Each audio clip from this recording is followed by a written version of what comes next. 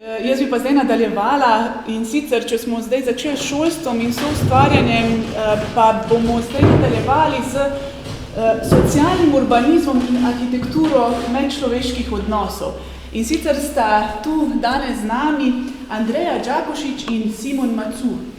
Da ju predstavim malce podrobneje, Andreja Đakošić je diplomirala na Akademiji za likovno umetnost v Ljubljani, kjer je končala tudi magistrski študij. Izpopolnjevala se je na Slovaškem, na Poljskem, vpisana je pa v razvid samostojnih ustvarjalcev na področju kulture Ministrstva za kulturo Republike Slovenije kot performerka, intermedijska umetnica in pedagoginja v kulturi. Sicer pa Andreja uporablja pri svojem delu različne medije.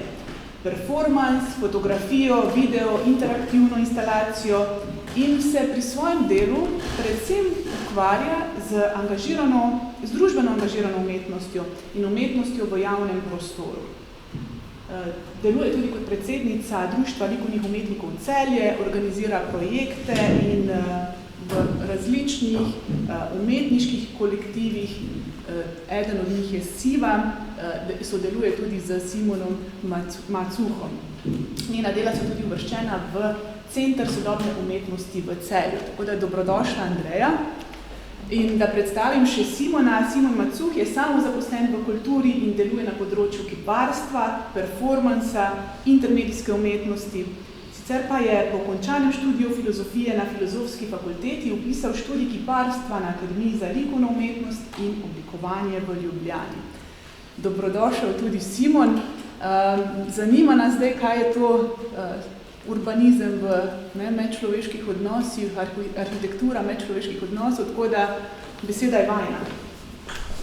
Andreja, hvala za tole izčrpno predstavitev, tako da nama glede tega nič ni treba dodati. Bi pa danes čisto tako iz prakse podala v bistvu to temo, kako pa recimo lahko na področju sodobne umetnosti, predvsem vizualne umetnosti, sodelujemo. Vemo, da na področju vizualne umetnosti je zelo veliko tudi individualnega dela, ampak nas v zadnjem času zelo v bistvu zanimajo taki projekti. Nekako termin za to, ki se uporablja na našem področju, je skupnostna umetnost.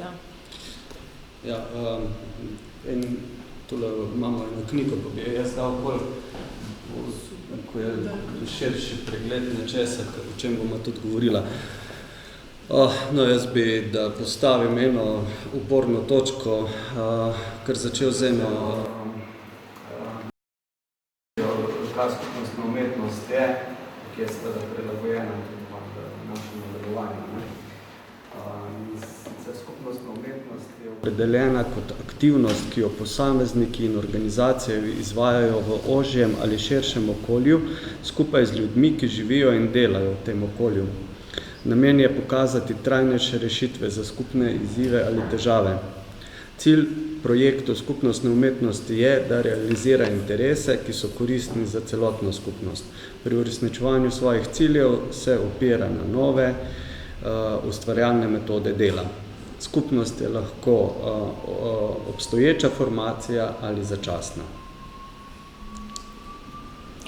Tole v bistvu na tem slajdu je projekt, ki ga je izvajala Eliza Vladilo, gostujoča umetnica iz Trsta, in sicer v okviru festivala Vstop prost, ki ga v bistvu Društvo likovnih umetnikov v Celju organizira že 20 let.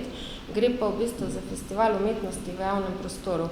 To je bilo leta, mislim, da 2012, smo v bistvu tematizirali na tem festivalu ravno to kolektivizem in nekako sodelovanje povabili veliko umetnikov, ki se v bistvu na ta način nekako delajo. Konkretno v tem primeru smo sodelovali z skupino Iskrice, to je v bistvu samoorganizirana skupina starejših občanov, ki se ob sredah dobivajo in delujejo na tak in drugačen način. In z Elizo Vladilo so najprej mapirali mesto in potem skozi nek vizualni material, skozi risbo vnašali v mesto neke ideje, ki bi izboljšale njihovo življenje. Moram povedati, da velikokrat v bistvu mi v obravnavo, v analizo, potem seveda tudi v sodelovanje jemljemo neke mogoče ranljivejše skupine ljudi, ki pa v bistvu skozi proces dela v tovrstni skupnostni umetnosti zasede v bistvu povsem enakovredno mesto, se pravi umetnike v tem primeru kot nek iniciator, da se v bistvu nekako soustvari likovno delo za publiko, za temi, ki jih v bistvu vključujemo. Kot smo že rekli, so ti primeri iz tega festivala Vstop prost, ki ima splošno karakteristiko sodelovanja. V njemu sodelujejo vedno neki lokalni umetniki, ki smo pobudniki tega, potem vabljeni umetniki, dela se v instituciji, ki jo sicer mi takrat uporabimo za nekako delovno okolje, za neko bazo, in pa seveda prihaja se ven v javni prostor kot prostor, ki najbolj omogoča dostopnost, pa bom kar rekel, publike, ker to je pa seveda so tisti ljudje, za kere se dela. Zdaj sam karakter tega sodelovanja s publiko je v tem primeru zanimiv. Mi posegamo po strategijah neke participatornosti, vključenosti, se pravi umetniki se stopimo v njihov prostor, interaktiramo z njimi in hkrati jih pa tudi povabimo, da oni dejansko sodelujejo. Se pravi, se nekako poskušamo na tej horizontalni ravni nekako priti do nekega nivoja sodelovanja. Ampak seveda ne gre samo za to, mislim, po teh primerih malo vidite, da so to mogoče tudi take, tokrat pa še v tej ediciji posebej tematsko speljane zadeve. Recimo tukaj smo sodelovali konkretno z Andreja je že omenila te skupino starejših, jaz sem že govoril o raznih inštitucijah, knjižnica, galerije, potem umetniki med sabo, lokalni in gostujoči, se pravi, v tem primeru je sodelovanje ena izmed osnovnih pojmov celega tega fenomena Vstop prost. Moram še to omeniti, da je v bistvu tudi znotraj našega društva metoda dela ravno ta sodelovanje, da v bistvu mi pa nekih diskusijah in diskutiranju ves čas sodelujemo, da v bistvu ne delamo tako, da vsak izdela nek svoj projekt nekje tam, ampak ves čas poteka v bistvu nek tak odprti dialog. Pa ker je ravno prej, ko smo Deleja govoril o sodelovanju, zelo veliko krat sodelujemo tudi z gimnazijem Celje center, ki so v bistvu zelo odzivni in je izkušnja zelo dobra.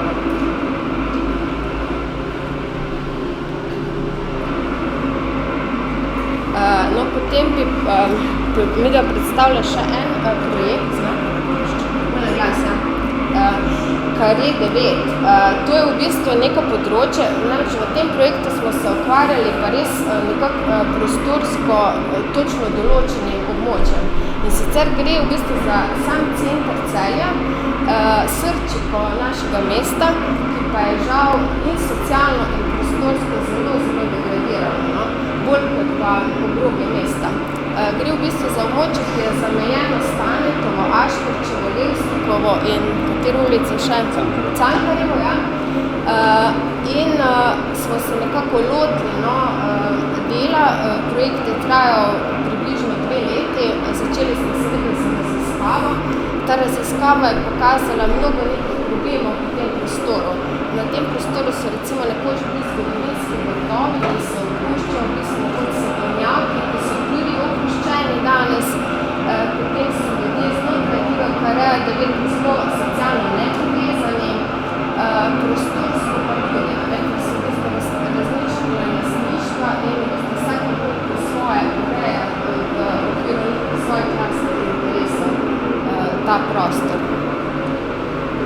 In v bistvu čisto praktična zadeva, kako je bilo, da najprej smo si izbrali ta prostor, na neki točki celo arbitrarno, v njega vstopili in midva smo se začela tam nekje malo pojavljati in srečevati ljudi. Bile so to različne taktike do tega, da smo čisto vsak kaselc stanovalcem tam razna vabila, pobude dajali, tega odziva praktično ni bilo. Potem smo pa naleteli na eno skupino otrok, ko so tam pač nekje domorodni v tem in se hodijo tam zunaj igrati. In skozi njihove pripovedi, seveda s tem, da smo neke materijale, neke stvari tja prinesli, smo prišli do zelo iskrene slike prostora, otroci jamrali, da jih preganjajo starejši tam, da se ne smejo posod igrati. Problem je, da v tistem prostoru tam se ne more sprostiti pa kako žogo nabijati, ker je napolnjen, predvsem prostor se v glavnem uporablja za to, da so parkirišča. To je interes odraslih prebivalcev tistega. Oni so si želeli potem tudi, da je tam pač eno tako vse poprek sprehajališče za pse, pa posod, kamor nisi malo preveč previden, se pač ne skakati, umažeš, pa tako higiensko, kako se zdaj z tisto zemljo igrati, kako se na tla dati in tako naprej. In pol smo te iste težave, ki smo jih nekako zdaj potegnali ven, začeli nekako reševati z njimi in te stvari v tem projektnem začasnem okviru do neke mere realizirati. Se pravi, ta problemski del pa je prišlo neko obdobje, ko je trajalo eno približno intenzivno okoli en mesec, ko smo pač delali realizacijo enih par teh problemov. Ja, tukaj smo v bistvu v samem programu sodelovali s različnimi, bom rekla, izvajalci. Med njimi je bila tudi ena umetnica iz Slovaške, ki je z otroci naredila risanko, animirani film in v tem animiranem filmu so otroci dali pobude, kaj bi v bistvu se oni v tem prostoru želeli. Projekcija tega animiranega filma je bila potem Kilometropol, ki je pa v bistvu tudi v neposredni bližini tega Karaja 9. Potem smo izvajali še, imeli smo nekaj v bistvu tudi zunanjih sodelavcev na področju, kot sem že prav imela, na tem področju so tudi bili ključ urbani vrtovi, nekateri prebivalci še smeraj tam vrtnarijo. V tem projektu smo sodelovali z nekim podjetjem za Analitiportal, potem z Permakulturi se pravi, mogoče še to ne omenim, da sodobna umetnost v današnjem času se povezuje tudi z drugim področjem zelo veliko. Je interdisciplinarna. Je v bistvu zelo interdisciplinarna, ja. Potem smo sodelovali tudi z Rajkom Čatrom, ki je v bistvu ima čez kataster dreves Mestne občine Celje. Mestna občina Celje je ena redkih, ki v bistvu tak kataster svoj ima. Potem je bila z nami tudi Irena Ašič, ki je v bistvu zagovornica dreves v mestu in smo v bistvu skozi seveda aktivacijo teh prebivalcev potem izvajali nekaj sprehode in odpiranje tega področja in zbiranje nekih zelo zanimivih proizvod, ki bi bilo zelo zanimivo, gledaš in nekako ohraniti. To je bil pa teoretski. Ja, zdaj sodelovali so ljudje skozi različne paradigme.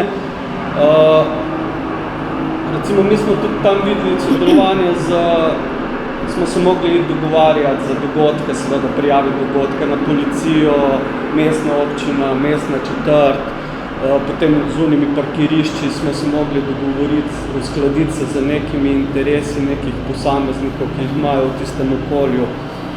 Potem tam je en vrtec Danielov, Levček, ko smo tudi mi jih nagovarjali, temu se danes pač mogoče lahko reče deležniki, ne, pri tem tudi ostane. In seveda spet neki lokalni umetniki, Andreja omenila aktivistko za drevesa, permakulturnika. No, tukaj je pa nek zunanji primer, ko smo ga pripeljali, to je pa Urbani Riha, ko se v neki inštituciji mreže za prostor ukvarja z problemi prostora, večino delujejo v Ljubljani, znani so tudi potem, da malo se opirajo tej speljavi avtoceste tudi Kolevranskega po njivah. Tukaj je pač prišel eno predavanje imeti. Seveda, ker je pa pol ta projekt končal kot galerijska predstavitev, so pa dejansko nas tudi spremljali pač samostojna zunanja teoretičarka na področju umetnosti in pa kustosinje predvsem ena v galeriji sodobne umetnosti, kjer je pol to končalo kot prezentativni del. Ja, bova začala, ja, že zaključujeva. No, to so razne te akcije iz tega Kareja 9, no, razne aktivnosti smo imeli, no, pa res za zaključek zelo na kratko, da predstavim še en projekt, ki se je imenoval Deljenje kruha, tudi primer skupnostne umetnosti. Namreč zaznali smo v tistem času pred Božičem zelo veliko nestrpnost v bistvu do socialno ogroženih, ki v bistvu so deležni pomoči. Vsak petek namreč prihaja ta se delijo kruha, ne? In so razne si lahko sami predstavljati, kakve komentarji in odzivi prebivalcev so bili. In mi smo v bistvu poskušali obrniti ta proces in smo zelo težko je pravzaprav bilo nagovoriti to skupino ljudi k sodelovanju, ampak nekaj se jih je vseeno odzvalo in smo v bistvu potem v dogovoru z eno prekarno, v Celje prekarno, tudi njih bilo lahko pripričati sodelovanje. Mi za mesni kruh ga potem v tej pekarni spekli in v bistvu delili prebivalcem v mestu. No? Super. Najlepša hvala, Andreja in Simon. Mislim, da ste prišli aplavz.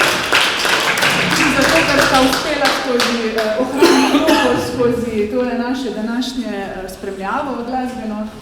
Ampak hvala za podelitev vloge sodobne umetnosti danes, ki jo je moč spoznati, imeti in tudi širiti v smislu soustvarjanja in združevanja, povezovanja ljudi, prostorov, pa tudi, bi rekla, navdihovanja drugačnih človeških odnosov.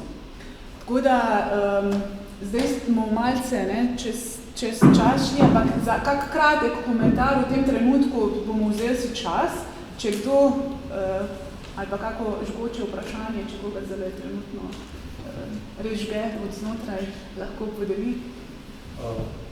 Sicer hvala, kolikor smo slišali.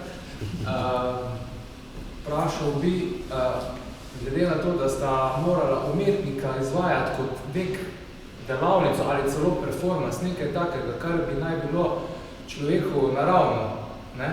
Otroci so bili iskreni, so nekaj povedali, ljudje so se povezali, so nekaj dali, ne? Iz srca. Ne? Kako to narediti, da ne bo, zdaj vidva ne morata zdaj vsako leto to ali pa vsak dan početi, ali pa, ne? Da bi to stanje bilo, nekako, da bi se ta kepa bolj začela daliti samo sebe, recimo na kratko. To bi imela, mislim, to bi naša funkcija, bi tako pogledali. Če bi imeli jasen vrednostni sistem v procesu vzgoja in izobraževanja, se pravi, da si ti antipoče potem tistemu družinskemu, če to gre z roko v roke, tako idealno. Tu mi dejansko omejuje.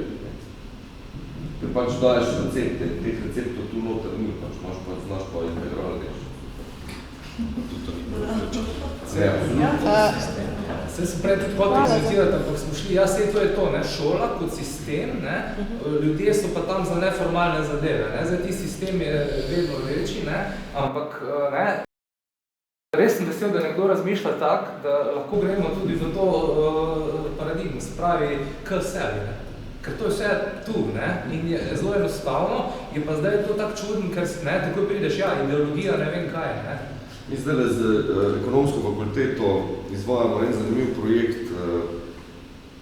Dejansko bodo študenti podiplomskega študija računovodstvene revizije, ne, že to je malo nezdružljivo, pač pri nas bo zdaj 1 leto, oziroma se je že zelo intenzivno začeti, ampak zračunali našim zakonodajalcem, koliko ceneje bi bilo povezovati formalno pa neformalno. To je taka pocenitev, da če pa teh številk ne bo videli, imamo pa resnično ideološki problem. Tu se da ekonomija super vključiti. Jaz ljudem na svojih določenih predavanjih razlagam, če ti samo hrano pozorno ješ, na letni ravni za Julija prihraniš, če daš meni 10 od tega, pa tam jaz to naprej takoj, smo vsi na boljše, na primer. In točno to, hvaležnost in podobne zadeve. A vi, recimo, govorite sploh o tem, če smo že zdaj ravno tu, no?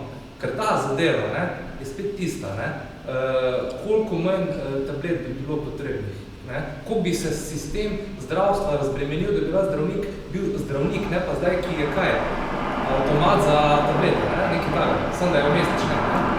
Ne, za macelko, ne, Če nas kupi. Zaproščam, Andrej, in prosimo, da je to vidno povedati, prosim, Odlično za tole v bistvu bombo, ker to sva imela zapisan, pa sva potem pozabila povedati.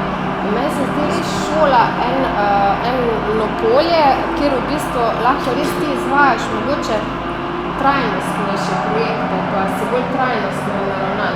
Nam pa v bistvu veliko krat predstavlja, je v bistvu velik problem ravno to trajnost, to, kar si ti rekel, kako v bistvu doseči to, da se potem pa tega nališe naprej, ne? In še v bistvu, če rečemo projekt je v bistvu najzmer začetek pa konec, ne? In velikrat mi gremo iz projekta z nekim slabim občutkom, ker v bistvu nekako izzovemo nekaj ljudi, ne, v neko delovanje, potem se moramo na nek način znajti sami. Kako v bistvu res doseči to trajnost tega, v bistvu tudi sodelovanje in delovanje naprej. Ja, to je v bistvu vprašanje časa. In stalnih in začasnih form. Ne. Mi smo tukaj vstopili z utopično in naivno intenco, zavedali smo se tega, da bo zadeva omejena, se pravi časovno prisotna za ta čas, v upanju, da bomo med ljudi zasejali nek idejni ali pa da pač pokažeš, da se da. Jaz mislim, da so se neke sledi ohranile, pa da mogoče se je že kaj izgodilo, saj nad vsem pa tudi ni treba imeti kontrolo. Ne? Super, hvala lepa, še enkrat. Hvala. Zagotovo se ne nasu in verjamem, da če jih bomo skupaj zalivali dobro, da bojo tudi izrastla.